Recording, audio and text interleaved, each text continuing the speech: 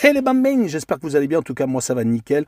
On se retrouve aujourd'hui pour une nouvelle vidéo sur la Ligue 2, la 25e journée. 10 matchs analysés ensemble qui sont les suivants. Grenoble contre Le Havre, Sochaux contre Annecy, Metz contre Nîmes, Guingamp contre Caen, Laval, Quevilly-Rouen, Rodez contre Bastia, Valenciennes contre Dijon, le Paris FC contre Niort, Saint-Etienne contre Pau et enfin Amiens contre Bordeaux. N'hésitez pas à venir nous rejoindre sur le site VIP, les réseaux sociaux, Telegram, Instagram et Twitter. Il y a une code safe et une code fun tous les jours. N'hésitez pas à venir mettre votre pronostic et vos critiques positives ou négatives.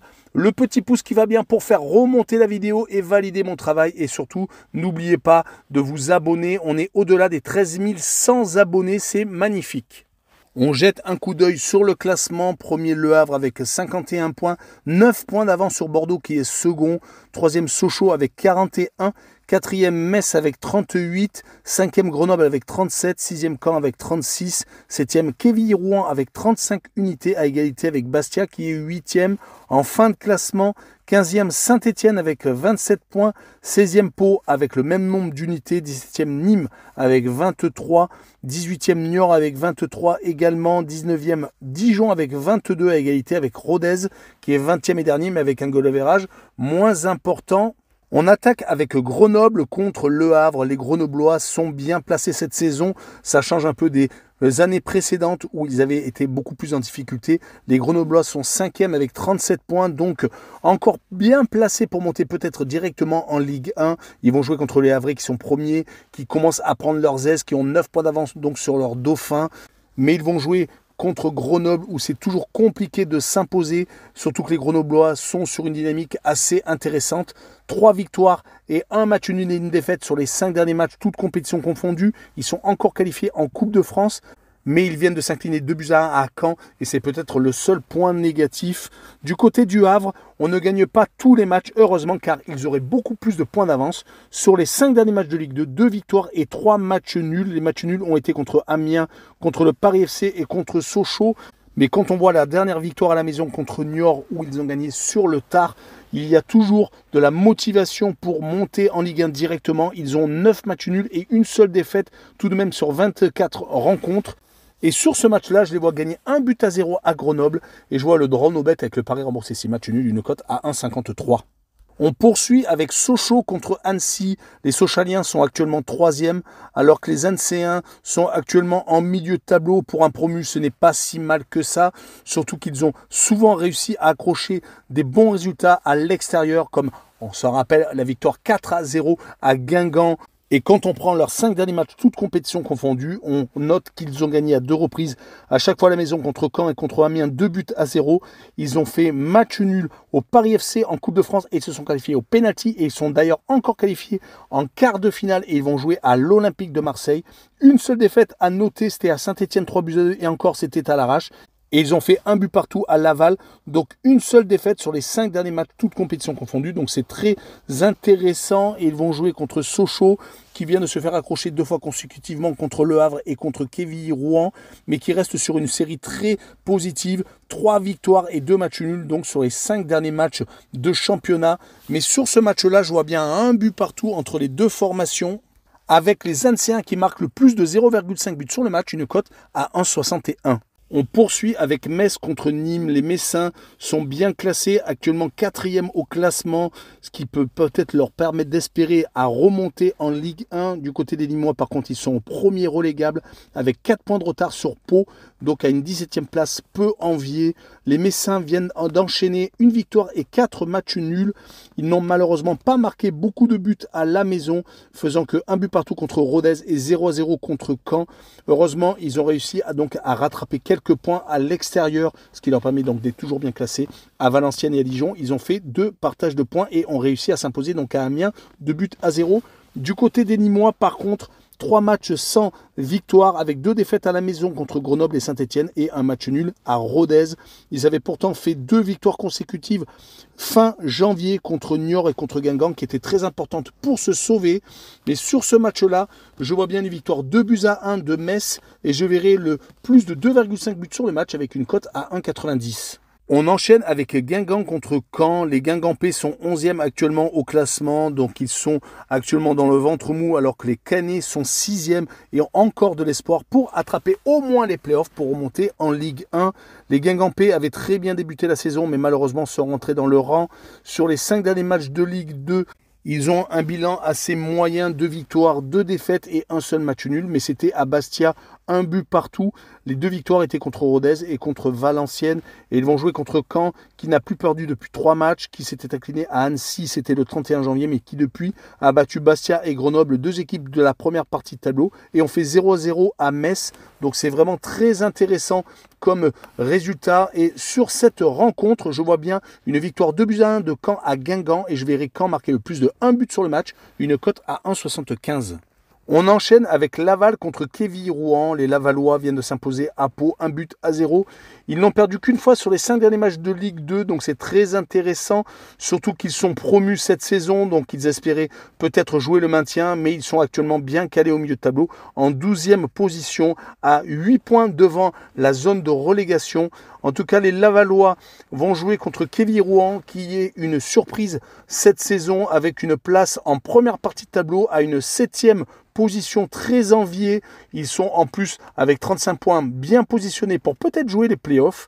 Ils n'ont perdu également qu'une fois sur les 5 derniers matchs. On fait 3 victoires et 1 match nul. Ils viennent d'accrocher Sochaux faisant 0-0 et ils s'étaient imposés dernièrement à Bastia, une équipe très compliquée à jouer, surtout en Corse. Et sur ce match-là, je vois bien Quevilly-Rouen s'imposer à Laval 1-0 et je verrai bien les 2 équipes ne pas marquer avec une cote à 1,61. On continue avec Rodez contre Bastia. Les Rodésiens sont derniers avec 5 points de retard sur le premier non relégable, alors que Bastia est calé en 8e place à 6 points du 3e Sochaux. Donc c'est vraiment une belle saison pour les Bastiais, ce qui est totalement contraire pour Rodez, même s'ils ne perdent plus trop ces derniers temps. Sont encore qualifiés en Coupe de France après avoir gagné 3-2 à Auxerre. Ils ont fait également 3 partages de points contre Metz, contre Nîmes et contre Valenciennes. Une défaite par contre, c'était contre Sochaux à la maison.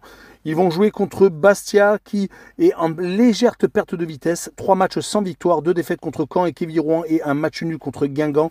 Ils avaient réussi en début de série à battre Grenoble et Saint-Etienne tout de même, en plus sans prendre de but. Sur cet affrontement, je verrai bien un but partout entre les 2 formations et je verrai le away no bet avec le match nul remboursé. 6 victoires de Bastia à l'extérieur, une cote à 1,77. On enchaîne avec Valenciennes contre Dijon. Valenciennois sont 13e avec 30 points, 7 points d'avance sur la zone de relégation, alors que Dijon est 19e avec 22 points. 5 points de retard sur le premier non relégable. Ils ont pris du retard. Les Dijonnais ont toujours commencé les saisons de Ligue 2 avec beaucoup d'ambition pour pouvoir remonter dans l'élite, mais à chaque fois énormément de déceptions. 4 défaites sur les 5 derniers matchs. Un seul match nul, c'était contre Metz lors de la dernière journée, mais c'est vraiment très compliqué, surtout qu'ils ne marquent pas du tout. Ils ont marqué 0 but sur les 5 derniers matchs de Ligue 2. Il faut remonter pour voir un but des Dijonnais avec une victoire contre Valenciennes. C'était le 13 janvier, donc plus d'un mois. Heureusement, ils vont jouer contre une équipe de Valenciennes qui n'est peut-être pas au mieux également, qui n'a gagné qu'une fois sur les 5 derniers matchs, qui a perdu 2 fois, il a fait 2 matchs nuls. On les voyait beaucoup mieux cette saison car ils étaient en première partie de tableau avant Coupe du Monde. Peut-être que ça leur a cassé leur élan. Sur ce match-là, je vois bien un 0-0 avec le home no bet pour assurer le coup et le match nul remboursé. 6 victoires de Valenciennes à la maison, une cote à 1,89. On enchaîne avec le Paris FC contre Niort. Les Parisiens sont 14e à seulement 5 petits points de la zone de relégation, alors que Niort est 18e avec 4 points de retard sur Pau qui est 16e et qui pour l'instant donc menacé de relégation en national. Les Parisiens viennent d'être éliminés de la Coupe de France. C'était peut-être leur bouée de sauvetage pour ne pas penser à cette relégation qui leur tend les bras.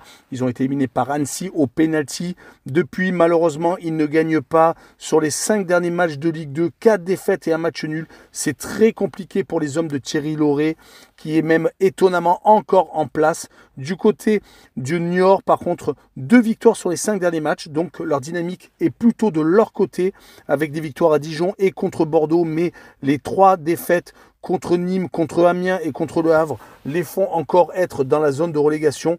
Sur cette rencontre, je vois bien quand même les Parisiens se réveiller et gagner 2-1 et je verrai le plus de 2 buts sur le match pour assurer le coup, une cote à 1,70. On continue avec Saint-Étienne contre Pau. Les Stéphanois sont beaucoup mieux avec 3 victoires consécutives en championnat, ce qui leur permet d'être avec 27 points, peut-être moins menacés par la relégation.